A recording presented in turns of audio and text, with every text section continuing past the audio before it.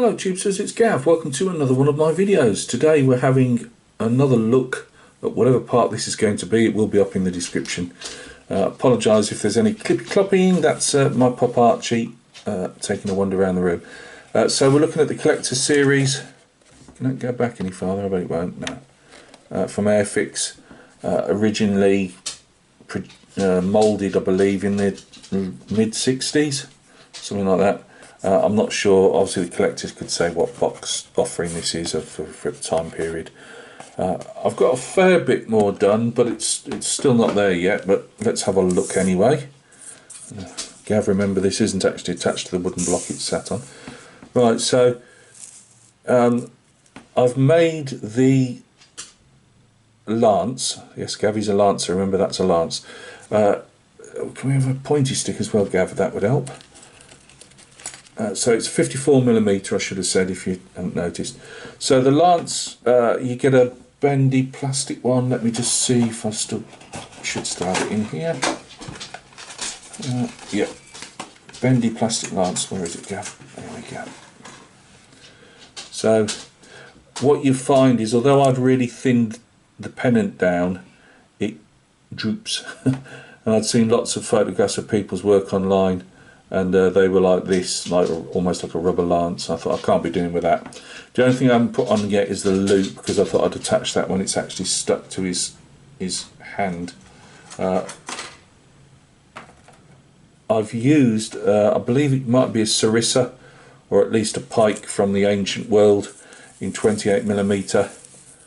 So like a Macedonian pike from Alexander the Great's time. I believe that's what I got it from. And might not be a sarissa though. Sarissas are a really long spear, I believe. Well, lance, whatever you want to call it, pike even.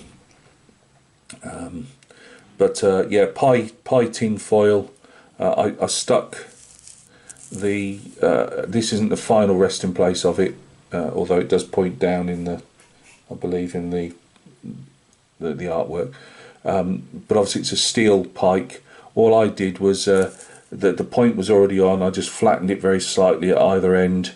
I wrapped a piece of pie foil. Can we see that any closer, Gav?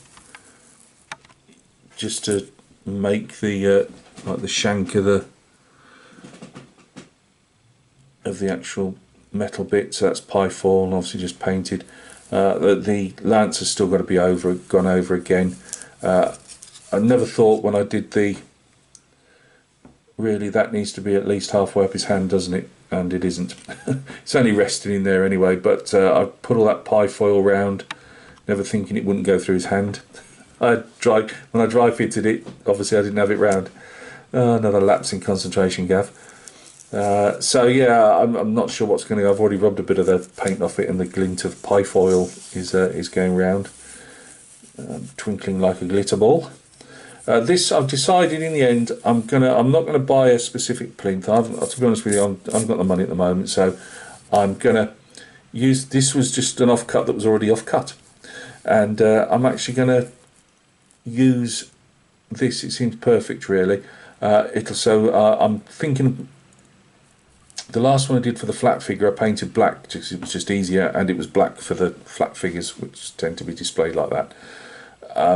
I've got some wood stain I've never opened. It's probably been in a can for about 2 or 3 years, and I might stain this once I've prepped it up and obviously sanded it and everything, which I'll do tomorrow. And then I will glue this down. So this will just be stained. This will be probably a black base. Then we'll have some foliagey type stuff on this area here. And that's the idea anyway. So I'm not going to really faff around picking it up. You've seen the other stuff already. It's just so. Again, I apologise for the lighting and everything. I'm having to shoot videos at night because of the noise from the construction going on over the back of me during the day. In fact, they only knocked off about 40 minutes ago. And also the people at the back leave their dog out. Kindly people that they are, while they go out and they shove it in the back garden for about, well, for how many hours it is, and it just barks the place down. So I couldn't. I tried doing a video last night and it just impossible. So also still got to crack on with. Obviously there'll be some brass embellishments on the harness. So all this is tack, as I believe they call it in the horsey world. So I've got to highlight all the tack now, which I didn't do before because obviously I've got more to do. I've got to put the stirrup levers tack on here. They go all the way up there normally, but I've had to stick him down. I've had to use super glue. Super glue on paint isn't the best medium, as we all know. However, I'd already painted all the horse because I wasn't sure where this would all sit properly. That's it, Gav, break the lance. So I've ended up super gluing the shabriquet in place. He's more or less stood up in the stirrups, so he's not seated, and the turnbacks, the tails here, won't allow you to go down any farther anyway. So yeah, we're a bit stuck really. So I've literally tack glued him in with super glue in the knee areas, and that's all he's held on by. But he's just going in my cabinet when he's finished, so it's not like it's going to be put in the post where it would all undoubtedly fall apart. So I've got to, I believe there's the girth of the saddle as well, which is, you can see that grey bit under there. That will be mostly whatever the material is for the girth, and then they have the leather on top of it. That's got to be done, and as I say, reins have also got to be done as well, which is why this is still primered.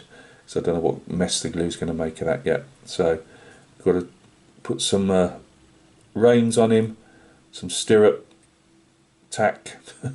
I believe one more girth strap's got to go underneath. And once that's done, he's ready to properly base. And in the meantime, I'll hopefully have had this all done and ready. Put a nice bit of felt is the word I was after underneath here, just to make it look nice. I can't afford a brass name plaque, so I'll probably just write something out and stick it on. But I've really enjoyed it. You know, I keep coming back to it. As you know me, I'll come and go on projects I'm doing. But he really has been a real joy to do, I've got to say. You have to make your decision with your glue in, when you're going to glue him in, and all. As I say, if you were doing him in one piece, then fair enough, you could glue him, you know, did everything in bare plastic and glued everything together, fine, you know, but it'd be a bit of a bugbear trying to get your painting done. But yeah, I found it's, as I say, you use this thin plastic card that is original. You know, obviously, with the last bits I've got to do, you've got a fair bit left over. It melts very, very easy with the modern glues we use, so just be aware. But I find it contours very nicely with that glue. Just be aware occasionally it will burn through and you'll have to set another piece up, but only happened twice, and on the very smallest bits around the neck area. So yeah, so we've got that to do there, and I'll either, whether I use a loop of that plastic card or I use some more pie foil, I'll put a loop round his wrist once that's glued into place. That'll be the last thing probably to be done, because I want this out because I'm just going to keep catching this at the moment. It was a red pennant, by the way, on top, not the same colour as the cerise, is it?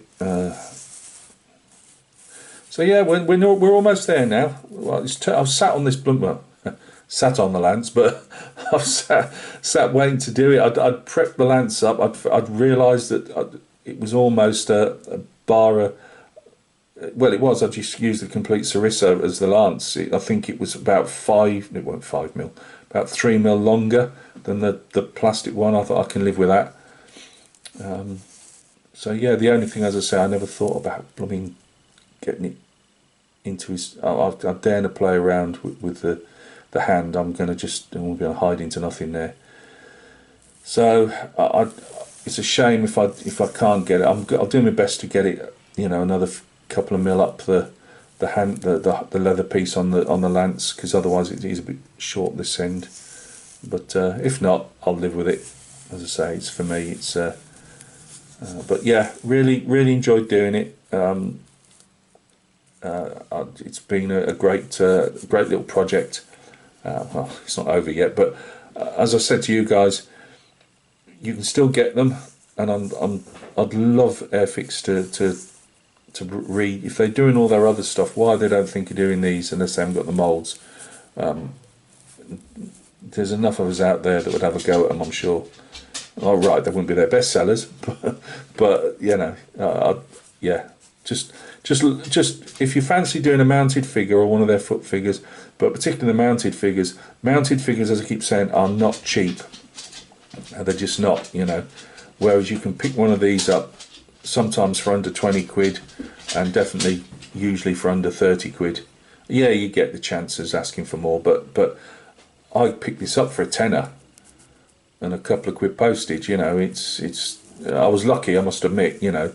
And some of the others like the Cuirassier and the Scots Grey, it's harder to find them under 25, say, but it's still, you'd be paying upwards 70-80 quid for a mounted figure these days, and sometimes even more. So thank you very much for stopping by and taking a look. I apologise again for the poor lighting, for Archie coming in, give him a fuss, here we go, and saying hello. He tends to clip-clop everywhere.